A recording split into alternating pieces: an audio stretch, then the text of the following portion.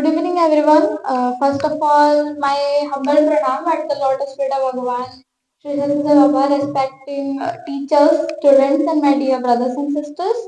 At first, I wish you all happy Children's Day. So, you all are know that we all gather here to celebrate this program of Children's Day. You all know that why the birth date of Jawaharlal Nehru was celebrated as Children's Day. Anyone? I know you that why the birth date of Jawaharlal Nehru was celebrated as Children's Day.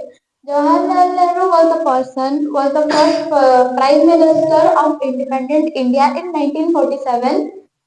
He loved the children and he believed that the children are the nation's citizens, like future nations. They believe that the nowadays children made the future. That's why he loved the children too much, and her affection was forced by the children that by giving them any type of teach that teachers are teach them as they believe in somehow in which we can think.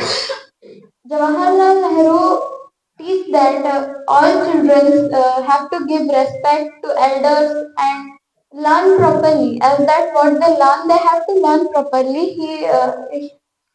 He thought that the children was not only the future nations, they were the greatest as long as they can make a brightful future. Now the question is why Jawaharlal Nehru only loved children, because the children in future the children being a good person as they takes good, they learn good things and they respect elders and be a kind person, help others. That's why they make a good future. So I want to end my speech here. Thank you to the teachers to give me this special opportunity to stand over here and say something about this day. Thank you.